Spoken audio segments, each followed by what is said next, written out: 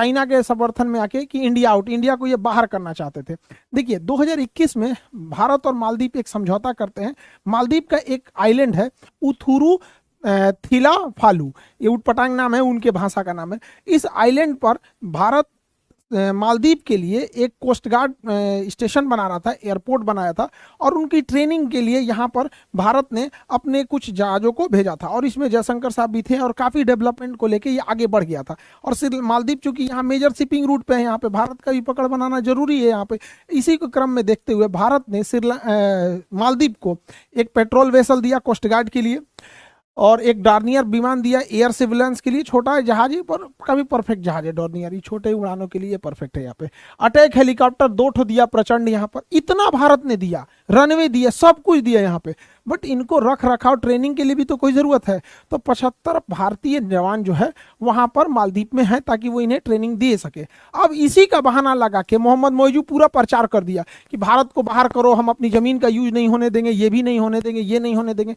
अब भारत सरकार इसको समझ नहीं पाई यहाँ पर। हालांकि हम लोग ये 75 लोग को रख के क्या हो गए, उन्हीं को ट्रेनिंग दे रहे थे, लेकिन वो इस चुनाव में जीत गया, कर हम बाहर करेंगे। इससे क्या है, भारत का मोराल गिरेगा, और चाइना और पाकिस्तान के लिए तो एक तो उनके लिए मोराल ऑफ होने की बात हो जाएगी। अब वो पक्का इन लोग को क्या करेगा, बाहर करेगा। जबकि खुद सोचिए, हम लोग तो मालदीव की भलाई कर रहे थे यहाँ पर, बट भारत को भी ना ऐसे सेंसिटिव इशू पे देखना चाहिए कि अगर ये चुनाव का मुद्दा बन रहा है, ये हमारे भी खुफिया एजेंट को ये पता होना चाहिए कि एक छोटा सा मैटर 75 लोग के लिए भारत का एक मुद्दा बना देगा। वापस बुला लो 75 को, भैया ये जहाज हमने तुम्हें दिया है, नहीं चलाने आएगा, तुम समझो हेलीकॉप्टर तुम्हारा डूबेगा, पानी है इसका जाएगा यहाँ पे। हम अब भलाई भी करो, नेकी कर, दरिया में डाल वाला हाल हो गया यहाँ पे। अब ये जीत गया है, पूरे एंटी इंडियन सेंटीमेंट बना के रख देगा। और मालदीव का लोकेशन बहुत जबरदस्त है।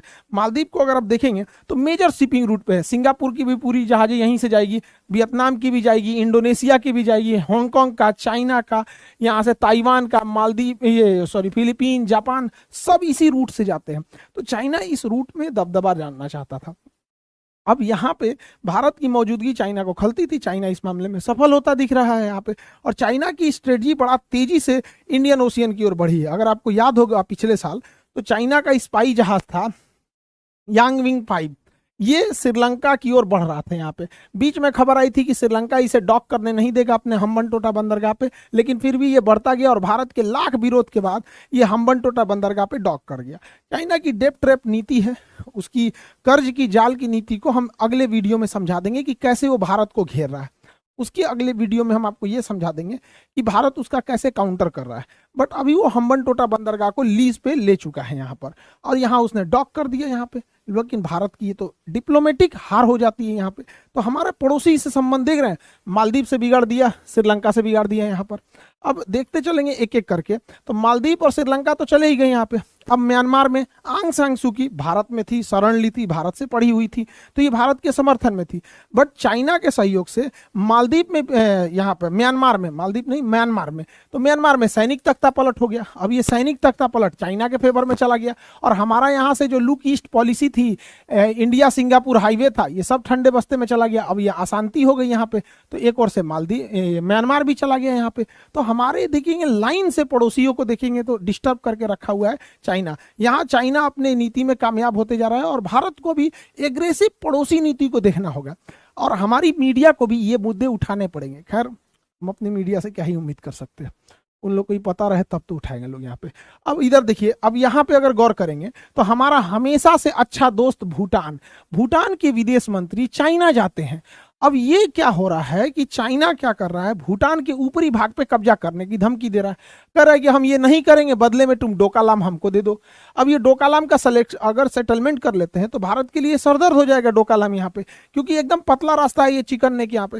हालांकि इस चिकन नेक को भी काटने के लिए कई रास्ते यहाँ से बनाए जा रहे हैं, बट वो अंडर प्रोसेस है। भारत का काम जानते ही थोड़ा सा स्लो हो जाता है। अब वही बात करेंगे यहाँ पर ढाका यानी बांग्लादेश का, तो ये हमेशा तराजू लेके बैठल रहता है, चाइना से फायदा है कि इंडिया से फायदा है, चाइना से इंडिया से। वही हाल नेपाल का है। नेपाल में अभी देखे थे ओली साहब के गवर्नमेंट में पूरी ये तरफ से एंटी इंडियन हो गए थे। कभी कहते थे कि राम जी भारत के ही नहीं हैं, नेपाल के हैं। अरे भैया हमारे यहाँ अयोध्या के हैं राम जी, ऐसा नहीं स्टेटमेंट वो देते थे। आप लोग को पता नहीं याद होगा कि नहीं, 2020 का मैटर है। चाइना से काफ़ी नज़दीकियाँ उनकी बढ़ गई थी। तो आप देखिए नेपाल भी हम 100% हमारे में नहीं रहा, बांग्लादेश का वही हो गया। भूटान जो 100% था उसके विदेश मंत्री उधर की ओर अब शिफ्ट हो रहे हैं यहाँ पे। म्यांमार के साथ तख्ता पलट हो गया, श्रीलंका, मालदीव, ये एक एक करके इस तरह से हो रहे हैं यहाँ पे। अब वहीं देखेंगे हमेशा अब तो भैया चाइना ही है यहाँ पे, तो विरोधी है, और ये तो हमारा बेटा, हम लोग का बच्चा ससुरा बिगड़ गया, ये तो कभी नहीं सुधर सकता है यहाँ पे, इसका कोई इलाज नहीं है। अब ऐसे अब आगे देखते हैं अफगानिस्तान ईरान में अगर हम देखेंगे यहाँ पे, तो इधर से तो बिगड़ते ही चला गया, यहाँ पे इन सारे देशों के साथ रिश्ते हमारे धीरे धीरे खराब हो रहे हैं। यहाँ से तो खराब ही था। अफगानिस्तान से हमारा पब्लिक टू पब्लिक सेंटिमेंट बहुत अच्छा है, मतलब अफगानिस्तान के लोग रियली लव इंडियंस। इंडिया और अफगानिस्तान के पीपल टू पीपल बहुत अच्छा रिलेशन है। बट जैसे अमेरिका गया, सरकार गई वहां से, अशरफ गनी साहब की सरकार गई, या फिर करजई साहब तो पहले ही चले गए थे, तो तालिबान एंट्री किया। तालिबान को भारत जो है आतंकवादी संगठन मानता है। अब तालिबान से भारत कोई डायरेक्ट रिलेशन नहीं रखता है, और इसके लिए तो भैया इनके लिए तो फादर ऑफ कोरोना, नो आतंकवादी, नो कुछ, जो चीज़ है सब सही है यहाँ पर। अब ये एंट्री मार गया। अब आप सोचिए कितना डिस्टर्बेंस है। अब हम थोड़ा सा ईरान की ओर चलते हैं, ईरान के बाद हम कतर की ओर चलेंगे। अब यहाँ देखिए, यहाँ पे इस तरह तो देख रहे थे यहाँ पे। अब ये कतर देखिए, कतर एक छोटा सा देश है, यहाँ पे छोटा सा देश है कतर। हालांकि अल जजीरा अखबार पूरी दुनिया में तहलका मचेले रहता है इन लोग का। कतर हमारे 8 नेवी अफसर को जो रिटायर्ड हो चुके थे, उन्हें जासूसी के आरोप में फांसी की सजा सुना देता है। हालांकि ये फांसी की सजा निचली अदालत की थी, इसकी ऊपरी अदालत में कंप्लेन की जाएगी, वहां पे सुना जाएगा यहाँ पे। बट भारत के तीनों लोग का एकदम मतलब विदेश मंत्री, रक्षा सलाहकार, प्रधानमंत्री पूरी तरह से लगे हुए हैं, क्योंकि अगर ये फांसी की सजा हो जाती है तो रिलेशन काफी खराब हो जाएंगे। हालांकि इसके चांसेस बहुत कम है, क्योंकि अपर कोर्ट में जाना होगा, फिर डिप्लोमेटिक चीजें आ जाती हैं, उसमें काफी लंबा प्रोसेस हो जाता है। बट ये सजा सुना देना ही अपने आप में एक बहुत मतलब रिलेशन के लिए अच्छा नहीं है। यहाँ पर इन लोग पे आरोप लगा कि कतर जो है वो इटली से सबमरीन खरीद रहा था। अब उनके लिए यहाँ पे दाहरा कंपनी जो थी उसने कुछ नेवी अफसर्स को हायर किया हुआ था, जो इंडियन नेवी से रिटायर्ड थे, यहाँ पे काम कर रहे थे। इन लोगों पे आरोप लगाया है, कतर ने आरोप लगाया है कि ये लोग इसकी डील की जानकारी इजराइल को दे दिए थे, और इसके ऊपर जो स्टील्थ कोटिंग लगी थी उसकी भी जानकारी दे रहे थे। इंडिया का कहना है कि ऐसा बात नहीं है, कतर का कहना है कि उनके पास प्रूफ है, डिजिटल इसकी पूरी तरह से इंटरसेप्टिंग की गई थी, उनकी मेल टू मेल क्या बातें हुई थी और कैसे कैसे। अब देखिए आगे क्या मैटर होता है। बट कतर और भारत के रिश्ते बहुत बेहतरीन है। ऐसा नहीं है कि हम लोग के रिश्ते दोनों एक दूसरे के लिए बहुत ज्यादा जरूरी है। भारत मिडिल ईस्ट में तीसरा सबसे ज्यादा अगर किसी को निर्यात करता है तो कतर को करता है। कतर में कुल जनसंख्या के 33% तो भारतीय हैं, 1/3 तो भारतीय ही रहते हैं कतर में। देखिए हम दोनों की एक दूसरे पे डिपेंडेंसी है। अभी मीडिया में देख रहे थे तो कह रहे थे कतर बर्बाद हो जाएगा। भैया हम दोनों की डिपेंडेंसी है। देखिए हमारा 50% जो गैस है, एलपीजी, एलएनजी और ये एलपीजी जो भी गैस है, 50% के मामले में हम कतर पे डिपेंडेंट है। वहीं अगर कतर की बात करेंगे तो कतर का जितना वर्क फोर्स है, कतर में जितनी इंफ्रास्ट्रक्चर बनता है, वर्क फोर्स है, उसमें सबसे ज्यादा इंडियंस काम करते हैं। तो भैया हमारे रिलेशन खराब होंगे तो हमारा गैस सप्लाई ठप होगा, तो उसके यहाँ वर्क फोर्स कम हो जाएगा। दोनों के लिए ये घाटे की बात है, अच्छी बात नहीं है। हम दोनों अगर वहां पे जो विदेशी काम करते हैं वहां से वो 6,000 करोड़ यानी $700 मिलियन भारत में भेजते हैं। यहाँ पे 6,000 करोड़। तो जितने लोग विदेश में काम करते हैं, आप सब लोगों को हाथ जोड़कर धन्यवाद देते हैं। आप सब सैल्यूट के लायक है कि आप भारत से बाहर अपने परिवार से दूर रहते हैं, बाल बच्चों से दूर रहते हैं, वहां काम करते हैं, वहां का खाना पानी पीते हैं, सब कुछ करते हैं वहां पे। बट वहां के बाद वहां मेहनत करके, खून पसीना से अपनी कमाई करके भारत को भेजते हैं, और भारत की अर्थव्यवस्था में एक फॉरेन रिजर्व एक बड़ी मात्रा में आता है, जिन्हें हम लोग नकार देते हैं, या फिर हम लोग उतना इंपॉर्टेंस नहीं दे पाते हैं जितना हमारे उन भाइयों को मिलना चाहिए। तो जितने भी यूरोप में, गल्फ कंट्री में, ज्यादातर तो गल्फ कंट्री में है या विदेश में काम करते हैं, चाहे वो अपर लेवल के हो, टेक्निकल हो या लेबर हो, सारे लोग सैल्यूटेबल, पूरा देश आपका सम्मान करता है यहाँ पे। और भारत सरकार भी पूरी कोशिश करेगी कि 8 नौसैनिकों को कैसे भी करके उनकी सजा को कम कराया जाए या फिर पूरी तरह माफ कराया जाए। जो भी अब कानूनी चीजें हैं, डिप्लोमेटिक चीजें, ये देश के हायर अथॉरिटी ज्यादा बेहतर ढंग से उसे समझेगी। अब हम ईरान को देखते हैं। अब आप गौर कर रहे हैं कि हमारे रिश्ते कैसे लाइन से बिगड़ते जा रहे हैं, बहुत उटपटांग होते जा रहा है यहाँ पे। अब देखिए यहाँ पर अब ईरान को देखते हैं। ईरान को अगर देखेंगे तो ईरान की मजबूरी क्या है। ईरान अमेरिका और इजराइल के एकदम रडार पे है। यहाँ पर ईरान परमाणु बम बनाना चाहता है, और इजराइल किसी कीमत पे इसे नहीं बनाने देना चाहता है यहाँ पर। अगर ये इजराइल परमाणु बम बना लिया तो हिजबुल्ला या हमास को दे देगा, वो निपटा देंगे सब इजराइल को, इसलिए वो इनका परमाणु प्लांटे उड़ा देता है यहाँ पे। अब देखिए ध्यान से, यहाँ पे ईरान जो है ये अपने सैंक्शन को बचने के लिए भी करता है। ईरान भारत से अच्छा रिलेशन रखता है, लेकिन भारत का उसी के साथ इजराइल से भी बहुत अच्छा दोस्ती है। अब ईरान कंफ्यूजन हो जाता है कि भारत को अगर ईरान और इजराइल में चुनना होगा तो भारत के लिए क्या है ना, कि क्योंकि पेट्रोलियम तो हम कहीं से ले सकते हैं, चाबहार बंदरगाह भी लेना है, तो भारत भी कंफ्यूज हो जाता है। इसलिए ईरान भी भारत को बैलेंस करने के लिए चाइना से भी दोस्ती बना के रखता है। तो ईरान भारत को ना बैलेंस में रखना चाहता है, वो एक तरफा नहीं जाना चाहता है। ईरान का रूस से भी अच्छा दोस्ती है, इसलिए भारत भी अच्छा दोस्त है। ईरान चाइना भी है यहाँ पे, तो ये बड़ा खोचपोच हो गया है यहाँ पे। एक तरह का वो वाली मतलब घनिष्ठता वाली चीजों में कमी आ रही है। तो आप देखिए भारत का ना अड़ोस पड़ोस में पता नहीं क्या होते जा रहा है यहाँ पे, नजर उजर लग गया क्या भारत को यहाँ पे। तो इस पे अभी बहुत जल्दी करने की जरूरत है। यहाँ मालदीव आंख दिखा रहा है, श्रीलंका, जिसको देखिए यहाँ पे क्या समझ रखा है यहाँ पे। तो थोड़ा सा रिलेशन गड़बड़ हो गया। हालांकि इंटरनेशनल रिलेशन में उतार चढ़ाव आते रहता है। यहाँ पर ईरान के साथ ये है कि भारत के रिश्ते इजराइल से बेहतर हैं, इसलिए ईरान को भी पूरी तरह भारत को आप समझते हैं कि इन दोनों का एकदम कट्टर दुश्मनी है और हम लोग का एकदम दोस्ती है। तो थोड़ा सा बैलेंस करना ईरान के लिए भी बड़ा मुश्किल हो जाता है। वहीं अगर इजराइल को देख लेंगे तो भाई दोनों में, हमास और इजराइल में, ये हमास वाला 5,000 6,000 रॉकेट मार दिया सब वहाँ पे, ये नहीं देखा सब महिला है, बच्चा है, बूढ़ा है, धड़धड़ा के मार दिया। अब ये भाई साहब मारना चालू किए हैं, पूरा गाजा समेट दिए हैं भाई। तो भाई देखिए ना, इन लोग को स्टार्ट करना चाहिए, इन लोग को भी भाई साहब थोड़ा, छोटे बच्चे और महिला दोनों ओर से ध्यान देने की जरूरत है। अब क्या कहिएगा, इन लोग को आपस में लड़ाई उड़ाई करता है यहाँ पे। अब देखिए इजराइल और इजराइल के समर्थकों का कहना है कि इजराइल की भाषा बोलो, और हमास और फिलिस्तीन के समर्थनों का कहना है कि उनकी भाषा बोलो। भाई हम लोग की देश का प्रॉफिट एंड लॉस भाड़ में जाए, हमारे देश के लिए क्या सही है क्या नहीं ये मायने नहीं रखता है। भाई हम लोग वही काम कर सकते हैं जो विदेश नीतियां जिसके हिसाब से फिट हो यहाँ पर, तो हम लोग को उसी हिसाब से देखना है। अब जैसे यहाँ पर पहले तो फिलिस्तीन वाला एरिया का तो देखते हैं, इजराइल वगैरह, हालांकि ये एक अलग टॉपिक का विषय है। इजराइल फिलिस्तीन क्या हुआ था, ये 1946 का नक्शा है, पूरा फिलिस्तीन था, थोड़े मोड़े एरिया में यहूदी आके बसना चालू किए थे जर्मनी से, जब वहां से हिटलर मारा था।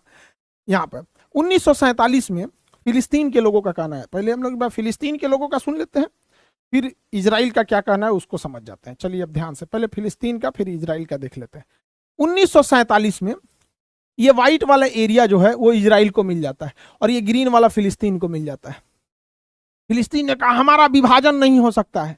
हम मानते हैं फिलिस्तीन वाले, आपको लगा होगा आपका विभाजन नहीं हो सकता, ये याद रखिए 1947 हमारा भी विभाजन उसी समय हुआ था, तो हमें भी तकलीफ हुआ था। जिस तरह से इजराइल, जिस तरह से अगर फिलिस्तीन को बांटना गलत है तो भारत को भी बांटना गलत है।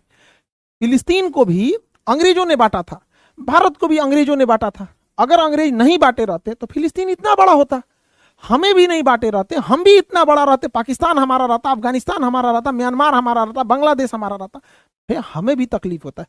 अलग बात है कि हम लोग अपने विकास के काम में लग गए हैं, जितना है उतने में ही हम लोग कहते हैं कि चलो भैया अब जो होना था उस पर रोना रोना छोड़ दो, हटते हैं यहाँ पे। तो एक तो फिलिस्तीन का ये कहानी हो गया यहाँ पे, ठीक है। उसके बाद कैसे कैसे गया, अब तो 9% छोड़ा है और ये गाजा को भी बहुत जल्दी लपेट देगा वो पूरी तरह से इजराइल। अब इजराइल का क्या कहना है, इजराइल का कहना है 2000 साल पहले हम यहीं रहते थे भैया, 50 साल तक अगर आदमी अपने खेत में नहीं जाए तो दूसर को जोत लेता है। 100 साल आप बताइए, परदादा परदादा के समय 2000 साल बाद ही लौट के आए हैं। तो चलो भैया इजराइल, अगर तुम 2000 साल बाद लौट के आए हो और तुम्हारा ये पूरा हो जाता है तो फिर 2000 साल पहले तो ये पूरा भारत था। अशोक, हमारे बिहार का अशोक सम्राट, उसका तो एशिया माइनर तक अभिलेख मिला है यहाँ पर एरिया में। चोल शासक ने इंडोनेशिया पे कब्जा कर लिया था, वो तो 1500 साल पहले का कब्जा किया था। तो सबकी अपनी अपनी भाषा है, कोई क्या कह रहा है कोई क्या कह रहा है, लेकिन मानवता को भी ध्यान में रखना चाहिए। हमास और इजराइल दोनों की लड़ाई में इनको और ये दोनों लोग यहाँ पे जब हमास मारे तो पैरासूट से एकदम पबजी स्टाइल में नीचे बच्चा मर रहा है, बूढ़ा मर रहा है, लड़का है लड़की है, कोई ध्यान नहीं रखना है। ईभी मारा है तो ईभी ने ध्यान नहीं रखा है। इन लोग का अपना अलग मैटर है, किसी अन्य वीडियो में हम लोग उसकी चर्चा करेंगे यहाँ पर क्या क्या हुआ क्या नहीं हुआ यहाँ पर अलग अलग में। अब देखिए दुनिया किस डायरेक्शन में जा रही है, जिसकी लाठी उसकी भैंस।